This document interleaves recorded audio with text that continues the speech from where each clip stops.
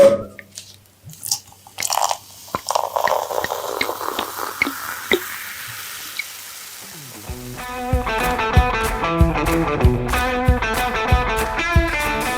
to the Vets Unleashed, where we gather animal professionals and animal enthusiasts to discuss the most pressing, silly, and interesting topics in the animal kingdom. I'm Dr. Scott. And I'm Dr. Mike.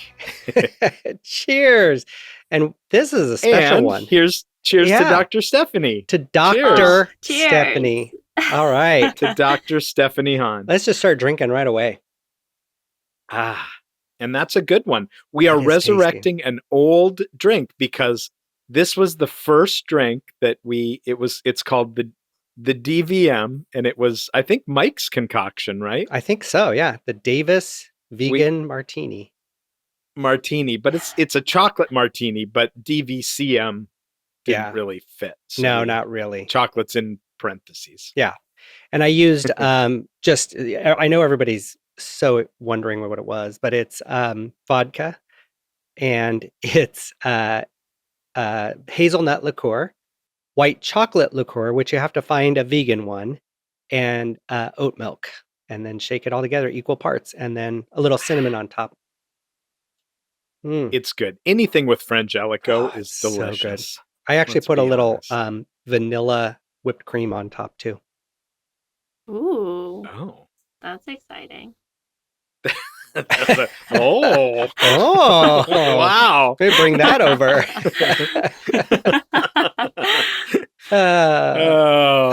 Well, Stephanie, welcome. Yeah. Hi. It's been a while, I think. It has. We still get, at least I live in Davis, so I get to see you every once in a while, which is nice. Every once in a while I do stop by. Yes. And this is the first one where we get to introduce you as Dr. Stephanie Hahn. Almost so very close to Dr. Hahn. Yeah. You haven't switched the tassel yet. Not yet.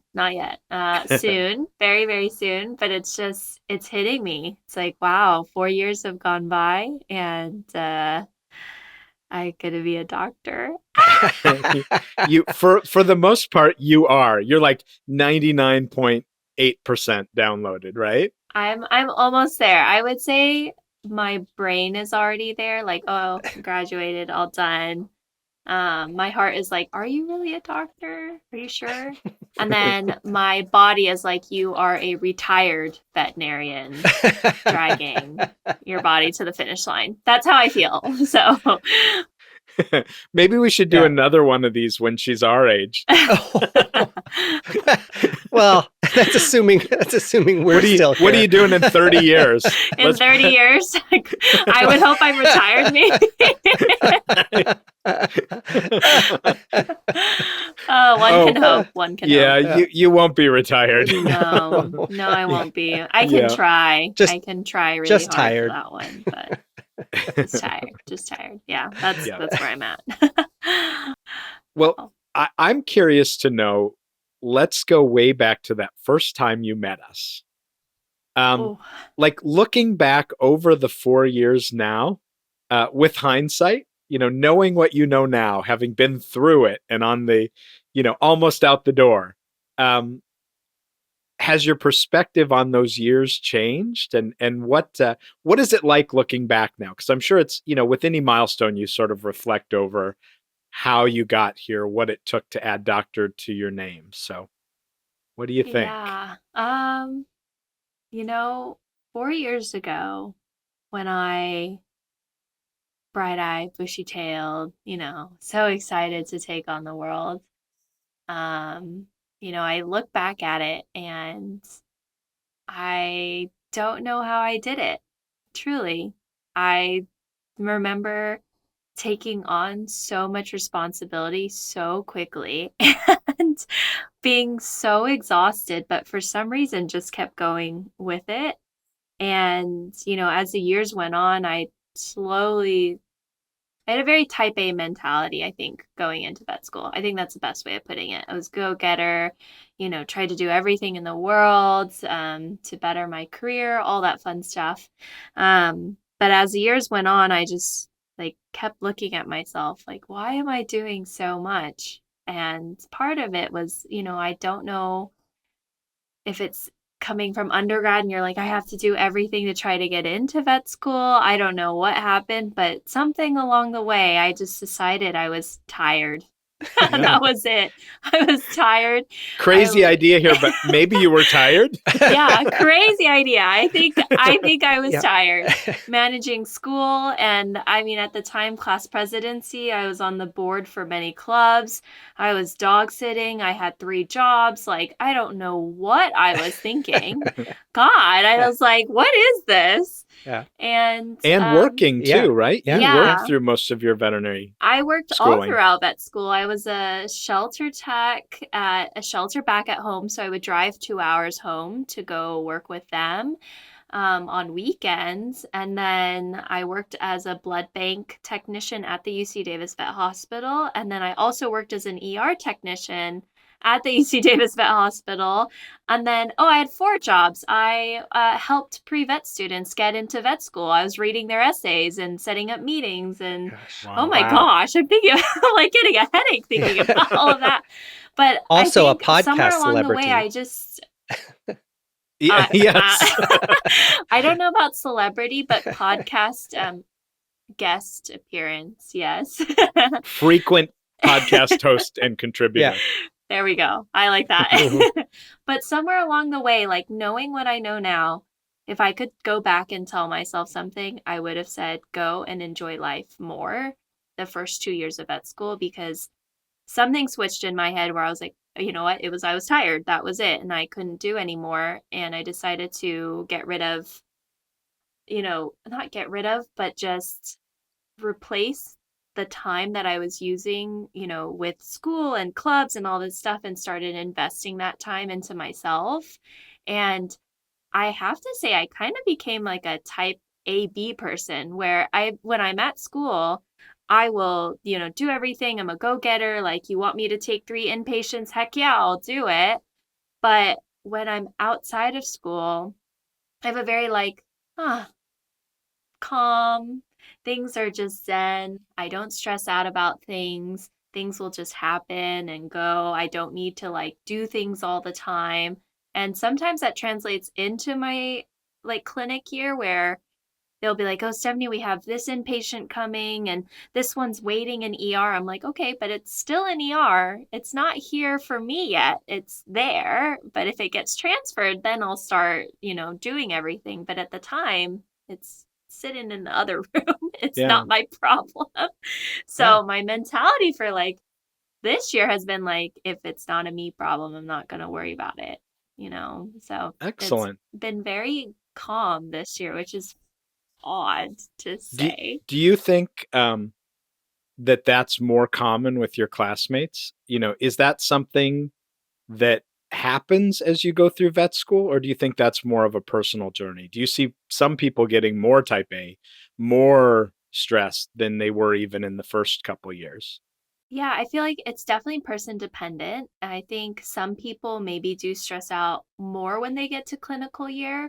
But I feel like that has a lot to do with I've been in that hospital for almost 8 years now, working, whether that was a technician or not. But I think there's some sort of comfort level of me being there because, when I rotated through ER 3 times this year, it felt like going home because it was like, oh, Stephanie's here. Oh, she can, she'll take cases. I knew where all the supplies were. Something, needed CPR. I was up and in there because I have done it before, versus I feel like other people in my class haven't had those same opportunities and maybe we're more stressed about I don't want to be in the way, but how can I contribute? And I still want to see what's going on. Or maybe they're just not as comfortable with emergency medicine, which is totally okay.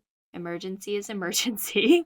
But I think depending on the person, I think some people did become, more, I don't want to say more type A, but just more concerned about everything, about making a name for themselves, getting letters of rec, whatever it is they needed.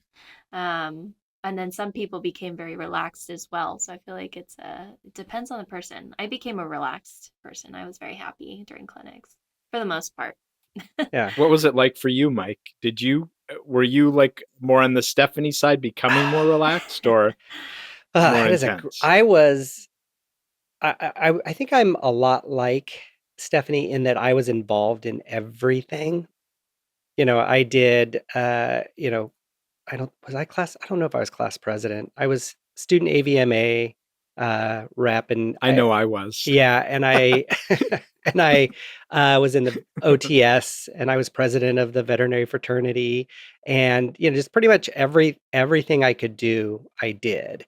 Um, and I did find that got in the way the first couple years of studying, and I found myself wanting to do those things because I was so tired of the didactic learning where everybody gets slogged down that sophomore year because you're just tired of learning and you want to be doing the animal stuff.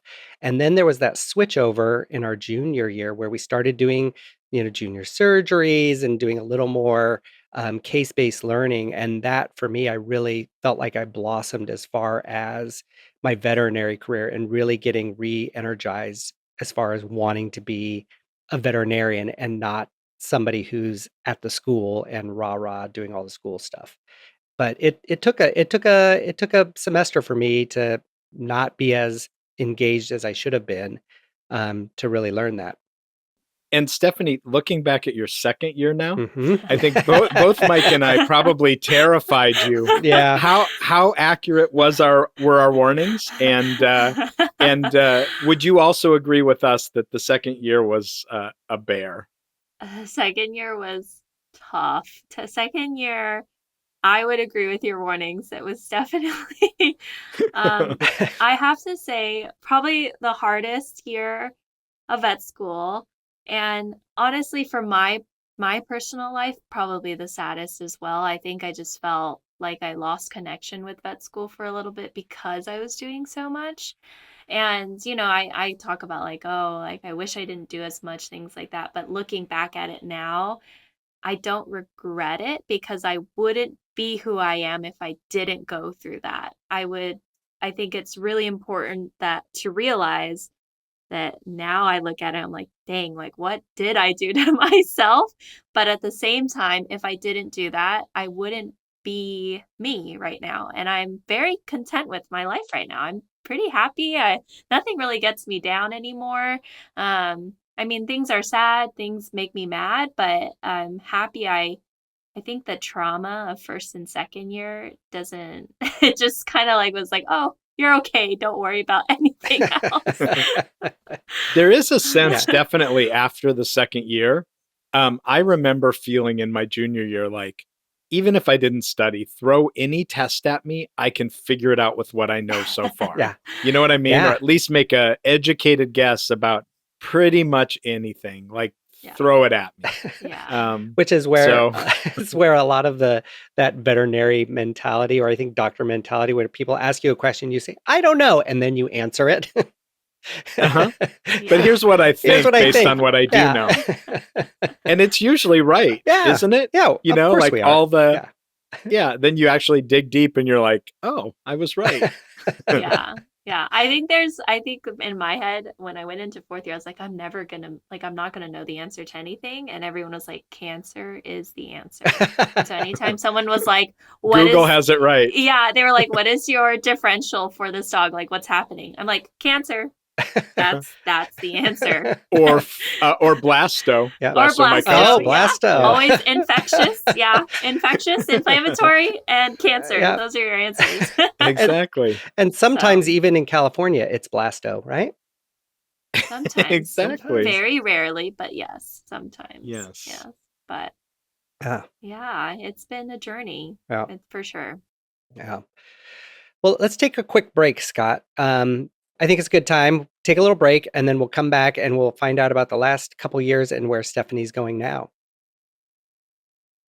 Hi, this is Dr. Mike, the Bowtie Vet Guy. Thanks for tuning in to The Vets Unleashed. If you want to find out more about us or our guests, or to leave an amazing review, head on over to thevetsunleashed.com or find us on Instagram or Facebook at The Vets Unleashed. There you'll find information on the podcast, how to be a guest, and our lecture series and speaking availability. Now let's get back to the show. And we are back with very soon to be Dr. Stephanie Hahn. Welcome back and cheers again with our Cheers. DVM cocktails. Yours is empty. You drank it all I- too fast. It was I'm this telling much. you, add It's- Frangelico oh my to gosh. anything.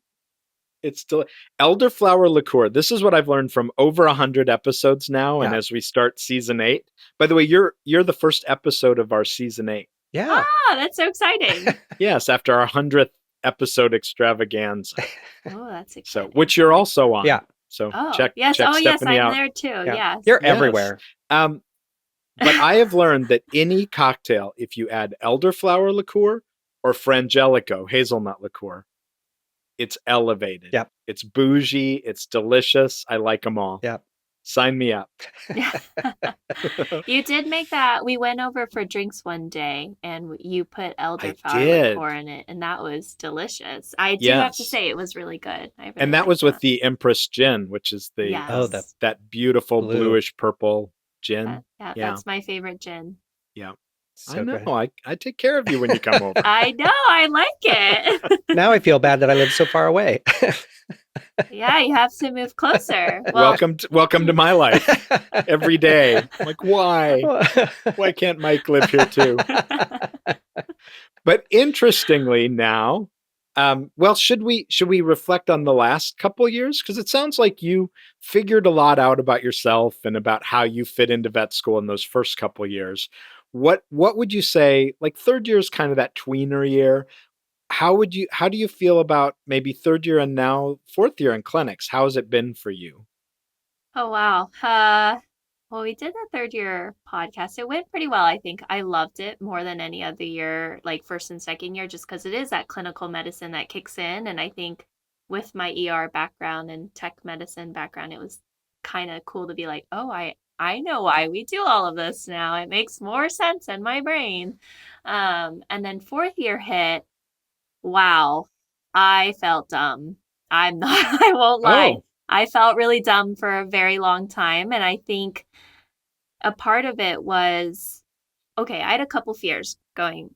Who doesn't have fears? But I had a couple fears getting into fourth year. It was because I've been working in that hospital for so long. I kept thinking that people had expectations of me, like, oh, she's been here as a tech. Like, she should know why we do things, how we do things.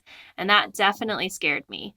And I think I got so nervous and so scared I didn't want to say anything wrong that I chose not to say anything for a little bit. And that actually hurt me because I wasn't learning. So I lost a little bit of confidence in myself, I would say, probably for a month while I actually adjusted to being a student versus a technician, which was a hard part.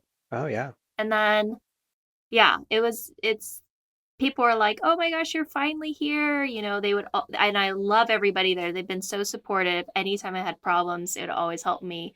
But for a little bit, I just kept thinking, like, oh my gosh, they expect so much more from me because I've been working here, but in fact they weren't. They expected me to be like any other student, still learning, figuring things out. Like, sure, I can place catheters for you more often and like I'm more comfortable with the procedures, but definitely had to, tell myself academically in my head, like I'm still student learning and they're not expecting anything more than someone who hasn't worked here, like as long as I have. So that was a really big learning curve for me.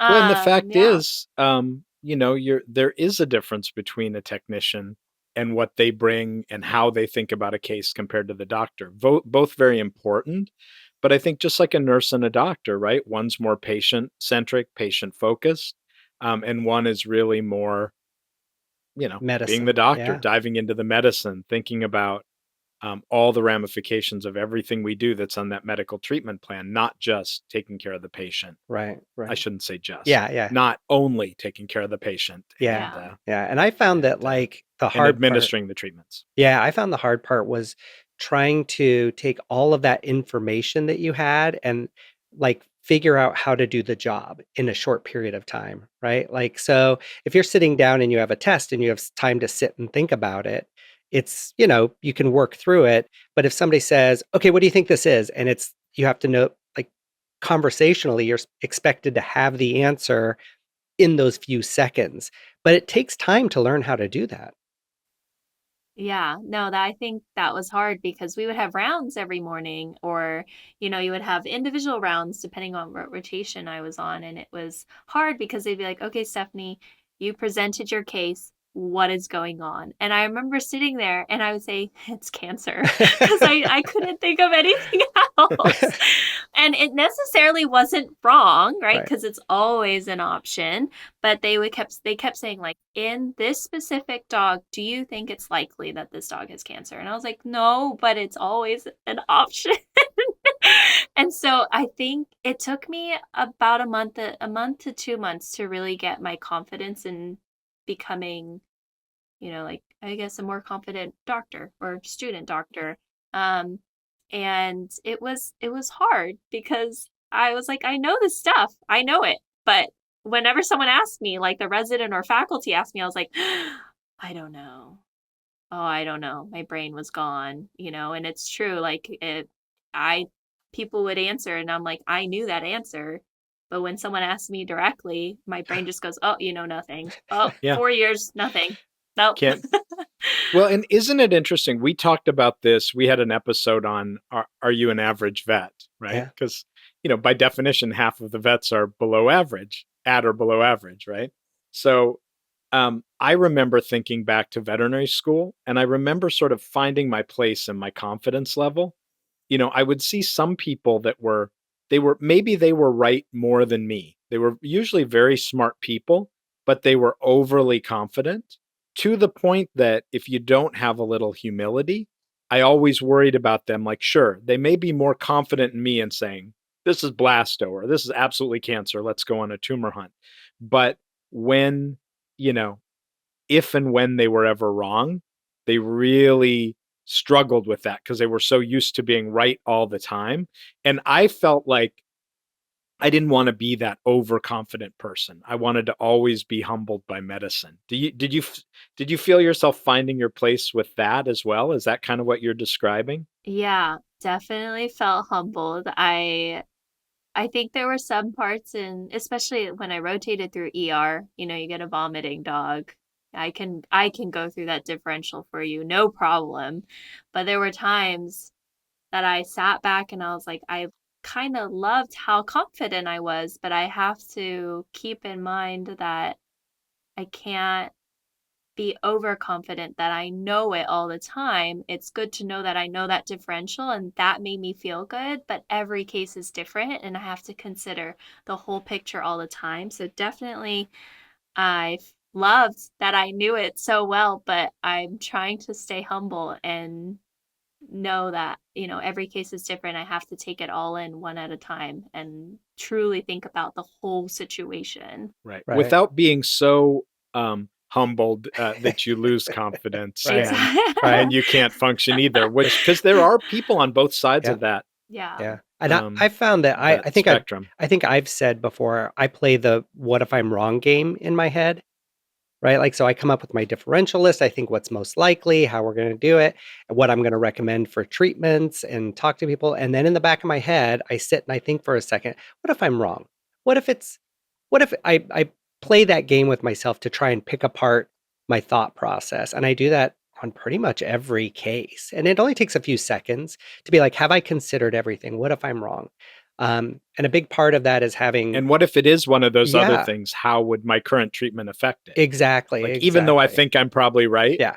Yeah. Yeah. And that's where it's nice to have like other veterinarians that I work with that I'm comfortable talking things out with and being wrong and making boneheaded suggestions that they're not going to judge me for that. And now the question that I think all our listeners are wondering, what's next for the newly minted Dr. Hahn? Yeah, so And are you excited about it? oh, okay. It's a big question. So I applied to I don't know what the acronym actually stands for, but it's VERMP. It's like veterinary VERMP, VIRMP.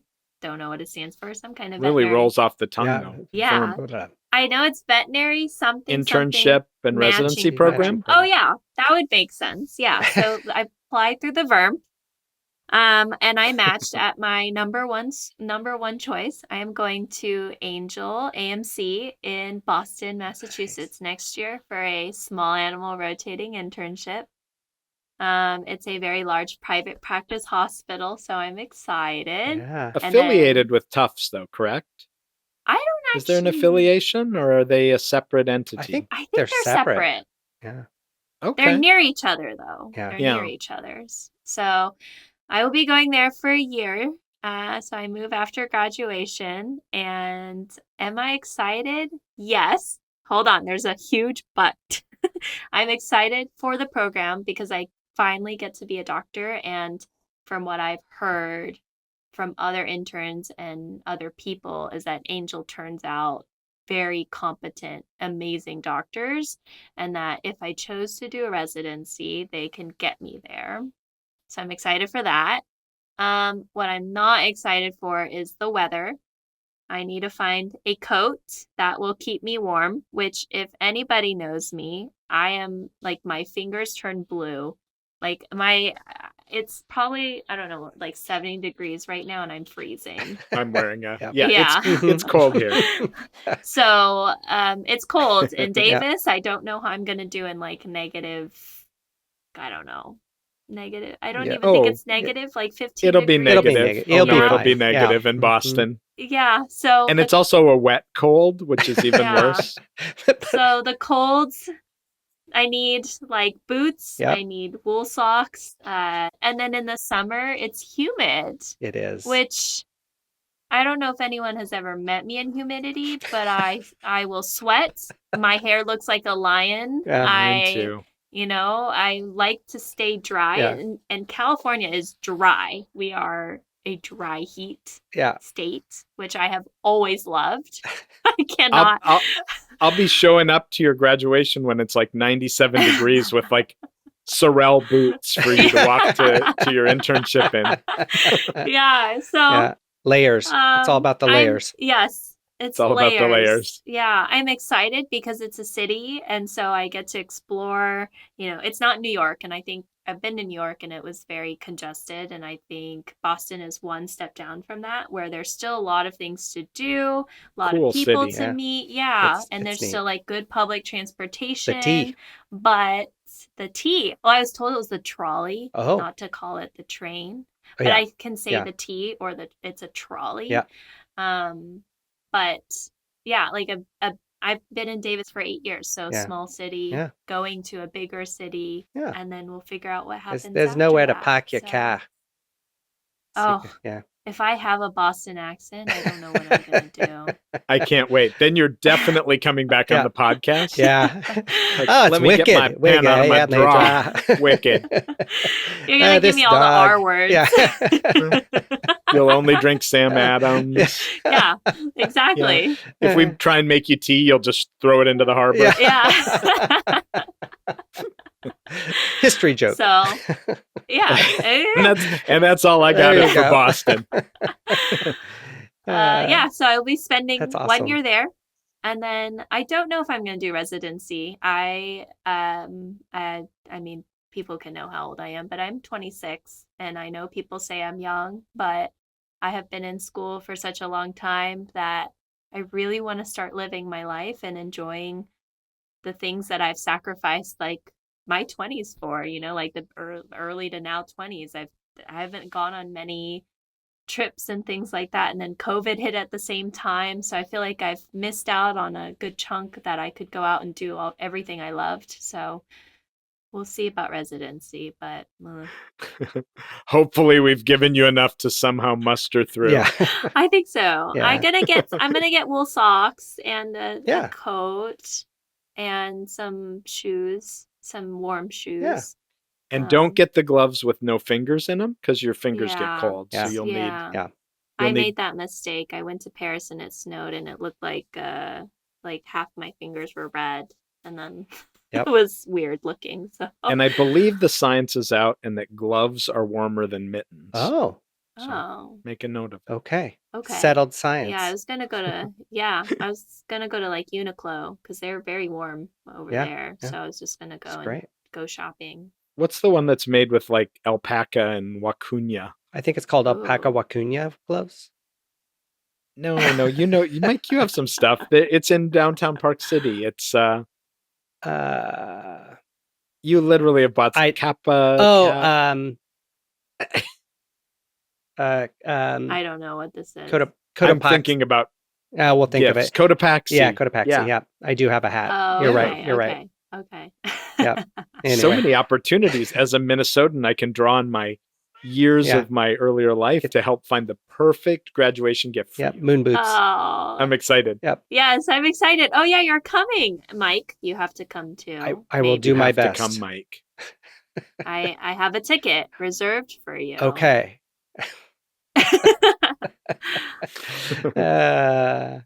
Well, we couldn't be prouder of you. Yes, Yeah. that's absolutely true. Good. Yeah. Congratulations. Yeah. Make sure you take the time to Enjoy it. just whether it's looking in the mirror or going out and celebrating with friends, just, Yeah. to acknowledge what you've accomplished and Yep. let yourself know that you did a good job, you made it. And I that's made it. Yeah. that I is did worth it. Yeah. celebrating. Cheers Thank you. Cheers. To Dr. Hahn. to Dr. Hahn. Yep. Oh, we had finished it a while ago. Okay, and there Just bring in the Frangelico. Yeah, I know. Just pour it right in.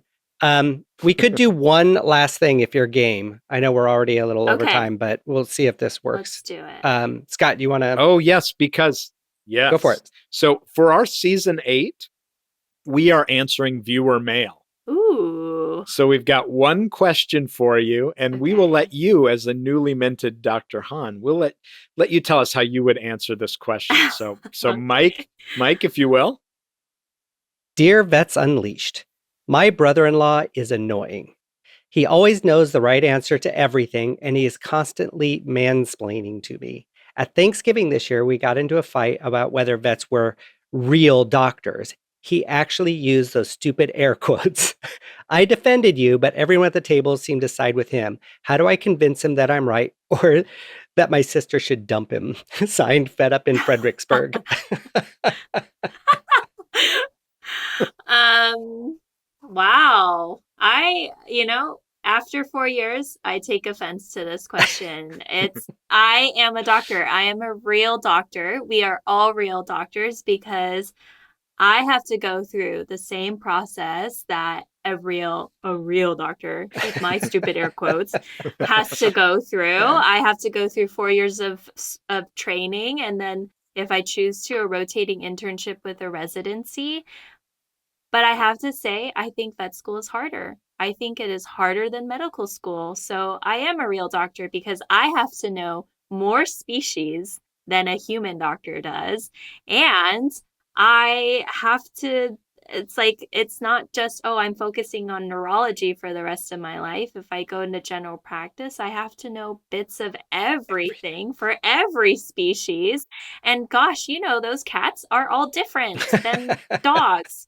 They can't be the same. They have to be different. And you know what? Vet school is also harder to get into because there are less schools with less seats, and we have to take the GRE or, whatever. We could also take the MCAT to get into vet school, but we had to do that. And I had to interview. I had to do all of this, get through and graduate. So, what was this? Fed Up in Fredericksburg. Fredericksburg. I don't know where that is. I'm so sorry that you have a Should she just dump him then? Yes. Yeah. Well, who do you think takes care of all the dogs and cats? We are doctors, and I don't care what anyone says. Yeah. We diagnose, we do surgery. Yeah. Exactly. Well, diagnose, surgery, prescriptions, whatever it is for animals, Yeah. for multiple species. Yeah. We are doctors. I once had my whole family, they were giving me a hard time about it, like, oh, not a real doctor. And right at that time, my brother's dog started reverse sneezing, like, right? And they're like, oh my God, what's wrong with it? What's wrong with it? And I looked at it, I go, who's not a real doctor now? And I just sat there and they're like, stop, help us.